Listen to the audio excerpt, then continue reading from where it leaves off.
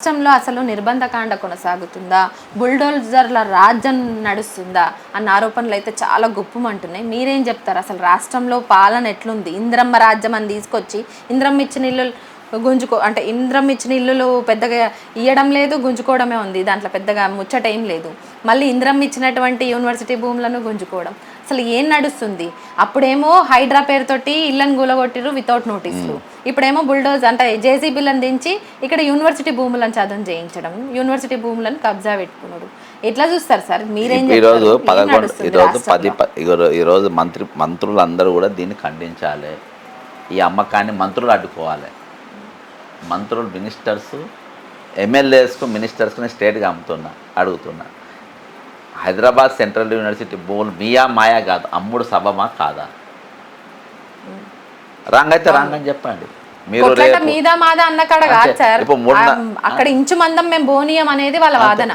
ఇలా 3.5 ఏళ్ళ తర్వాత మీరు అందరు మజీలు కావాల్సిందే. అప్పుడు మీరు జవాబు చెప్పాలి. రోడ్ల మీద ఖాళీగా తిరుగుతారు, ఇలా సెక్యూరిటీని పెట్టుకొని తిరుగుతుండు కావచ్చు.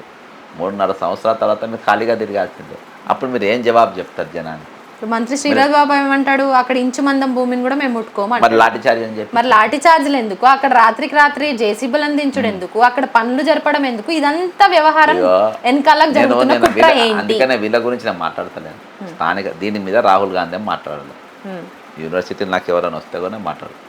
రాహుల్ గాంధీ వచ్చినప్పుడు యూనివర్సిటీ ఎట్లుండే, ఇలా యూనివర్సిటీ ఎట్లుంది? రాహుల్ గాంధీ 2 సార్లు వచ్చిండు, 2 టైమ్స్ వచ్చిండు హైదరాబాద్ సెంటర్. మీరు 2 సార్లు రండి. మీరు ఒకసారి సీఎం రేవంత్ రెడ్డికి అక్కడ ఉన్నటువంటి యూనివర్సిటీ భూముల మీద కన్ను ఎప్పుడు పడ్డది ఉండొచ్చు? ఆయన ఫుట్బాల్ ఆడడానికి ఒకసారి స్కెచ్ చేసిండా? అసలు ఫుట్బాల్ ఆడడానికి పోవడానికి ఇదే రీజన్ అంటారా?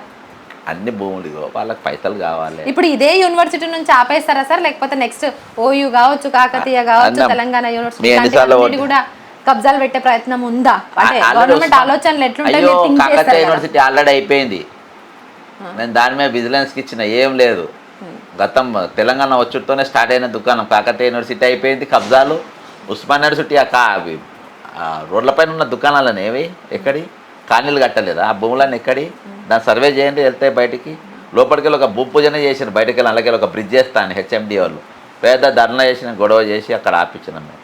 అలా నేనున్నాను, నా రోల్ ఉన్నది అందులో. ఇళ్ళని కూలగొట్టింది లోపల. ఆగలే, ఇది కాదు, ఆల్రెడీ ఎప్పుడో మొదలైంది. ఈ కంటిన్యూయేషన్ అవుతుంది. నా అయ్యా జాగీర్ లెక్క అయిపోయింది వీళ్ళది. అసలు యూనివర్సిటీ ఇక్కడ భారీ బందోబస్తు, పోలీసులది, హై టెన్షన్ వాతావరణం.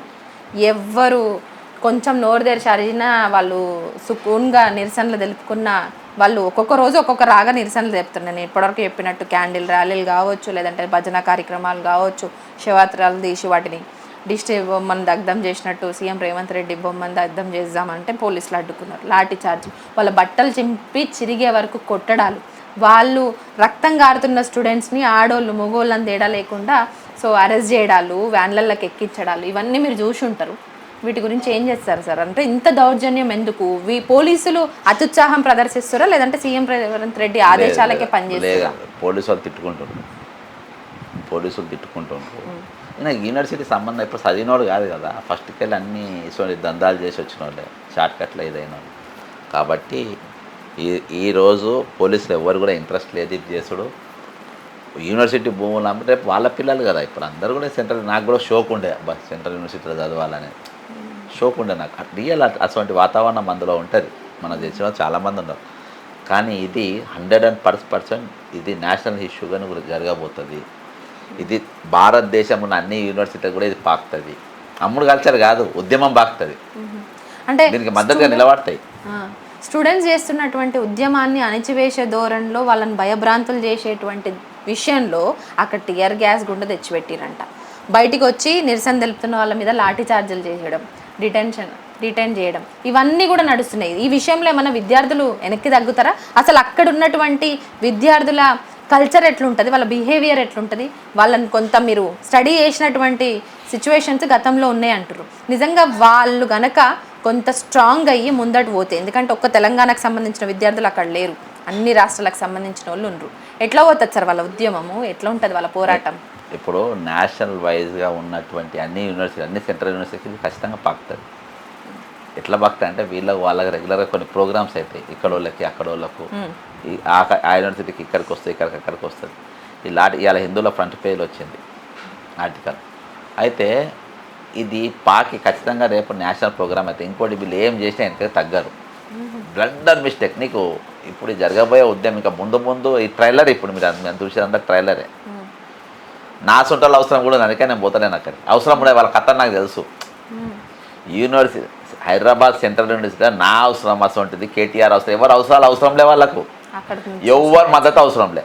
మరి నిన్న బీజేవైఎం వాళ్ళు వాళ్ళు వీళ్ళు వాళ్ళు పోవడానికి పోతుంటే నేతల అక్రమ అరెస్టులు కూడా, హౌస్ అరెస్టులు కూడా నిన్న జరిగినాయి. సో అక్కడ ఇక కార్యకర్తల లెవెల్లో ఉన్న వాళ్ళు కావచ్చు, విద్యార్థి సంఘ నాయకులు కావచ్చు, చాలా మంది అక్కడికి పోయి చాలా రచన చేస్తారు. టెన్షన్ వాతావరణం అయితే అక్కడ నెలకొంది. సో దీన్ని ఎట్లా చూస్తారు సార్? ఇది ఎక్కడికి ఆగుతుంది? ఇద్దరి మధ్యలో ఒక వార్ అయితే నడుస్తుంది. ఎవరు గెలుస్తారు, ఎవరు ఓడుతారు, లేకపోతే భూములుగానే ఉంచుతారా, ఒంటెద్దు పోకడగా పోతుందా గవర్నమెంట్? ఏమనుకుంటారు? మీ అనలైజ్ చేసినటువంటి విషయాలు ఏం చెప్తున్నాయి? నేను ప్రభుత్వం అందులో మొత్తం జేసీపీలన్నీ తీసేయాలి, వెంటనే అన్ని వెనక్కి జరుపుకొని వాళ్ళ ఫెన్సింగ్ ఎట్టుందో వాళ్ళకి ఇచ్చేసేయాలి. నెంబర్ 1. నువ్వేమన్నా ఇవ్వగలుగుతావు రూపాయి వాళ్ళకి, లేకుండా మూసుకొని కూర్చో, నేను ఇచ్చేసాల. అందులో ఒక ఇంచు భూమి కూడా పోకుండా యూనివర్సిటీ విద్యార్థులు కాపాడుకోగలుగుతారు. ఇది మాత్రం పక్కా. అందులో బీజేపీ మద్దతు అవసరం లేదు. ఇలా నడిచేది బీజేపీ కాంగ్రెస్ ప్రభుత్వమే.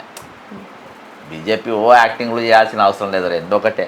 రెండు ఈరోజు అందరూ పాలనలో భాగస్వాములు అయ్యే చేస్తుంది ఇక్కడ ప్రభుత్వం. ఈ డ్రామాలన్నీ చేసే అవసరం లేదు. వీళ్ళెందుకు ధర్నాలు చేయాలండి? హెచ్ఆర్డి మినిస్టర్ ఏం చేస్తున్నారు? Human resources development minister, higher education సంబంధించిన మినిస్టర్. దాని జోలి పోద్దని మీ స్టేట్మెంట్ ఎందుకు ఇయ్యారు? బండి సంజయ్ను కిషన్ రెడ్డి పోయి స్టేట్మెంట్ ఎందుకు ఇప్పారు? వాళ్ళతోని హైదరాబాద్ తెలంగాణ ఎంపీలు పోయి ఎందుకు ఇప్పారు మీరు? ఇదంతా డ్రామా. వాళ్ళు బీజేపీ కాంగ్రెస్ నేను కొట్టినట్టు చేయని, ఏడ్చినట్టు చేస్తా అని చెప్పేసి ఇక్కడ రాష్ట్రంతో సర్దుమనుగుతుందా? సెంట్రల్ గవర్నమెంట్ వరకు వెళ్తుందా? సెంట్రల్ గవర్నమెంట్ నేను ఇందులో సెంట్రల్ గవర్నమెంట్ అవసరం లేదు. బీజేపీ ట్రై చేసింది, యూనివర్సిటీలు బంద్ చేయించే ఆలోచన చేసింది చాలా రోజులు. ఢిల్లీలో ఎన్ని డ్రామాలు డూసులా, ఢిల్లీ యూనివర్సిటీలో ఎన్ని జరగలేదు.